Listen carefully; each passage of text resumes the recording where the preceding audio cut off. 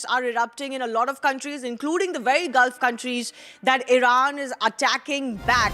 So now updates have come in that security forces have had to fire tear gas at Iranian protesters in Baghdad's green zone as well. We'll go across to our newsroom to see what more updates we are getting. What are the visuals really looking like? I'll go across to my colleague Christine, who's also joining us here from our news desk. Christine, updates of tear gas being fired as far as this is Baghdad's green zone. What can we see? Yeah, the green zone is a 10 square kilometer area in Baghdad. This houses a lot of ministries, offices, so government area largely. And this is how security forces are trying to take stock of the situation. You see them running around, tear gas being fired by security forces here.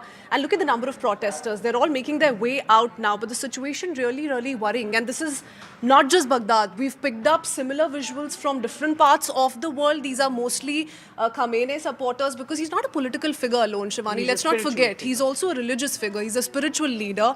And he's been seen as defending the Muslim cause, is why we're seeing that sentiment come in from Pakistan, from Iraq, not just Iran, in India as well. Yesterday we'd seen our colleague here to focus on some of these visuals. If you can just go back by 5 seconds, you look at these visuals, look at the amount of smoke. This is all tear gas smoke that has had to be used against the protesters there. You see flags being, the numbers of the number of protesters. It's a sea of protesters. And let me quickly take our viewers through some other visuals as well. This, for instance, is the drone footage which shows rescue teams at the site of Iranian missile strikes in Jerusalem. And this is indicative of what we're seeing the world talk about right now. There are concerns. Even European nations, for instance, have come out and spoken at length about how there is grave threat to innocent lives, innocent people in all of Gulf countries. And why should they bear the brunt of what's happening between Israel and Iran? So this is a drone footage coming in from Jerusalem. Of course, this is Israel. These are the retaliatory strikes. Let's not forget the latest round of back and forth has been between Hezbollah and the IDF. Yes.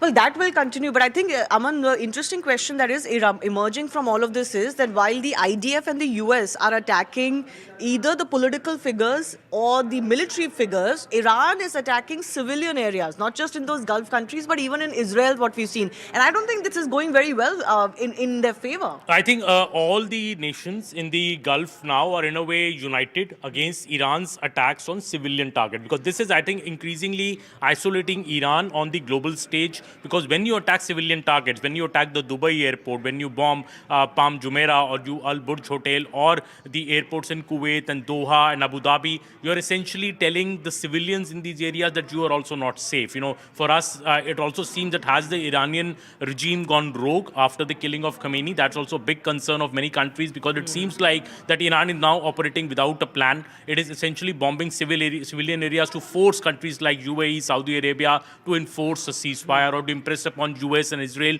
to stop their attacks. I think that is not going to happen. But what is happening right now is Iran is isolated on a global stage, as Christine was mentioning, that even the Shiite protesters in various countries, and you saw yesterday these horrific visuals coming in from Pakistan, where in Karachi, the Shia protesters stormed the US consulate. Nearly 20 were killed in firing by the US Marines. So, you know, when this kind of violence starts to happen, it can spiral very quickly. And that is what I think more and more countries are worried about. Yes, there are, of course, going to be ramifications for the targets that you choose. Even in Israel, a lot of the strikes that Iran has managed to mount has been on non-military and non-political targets. We'll wait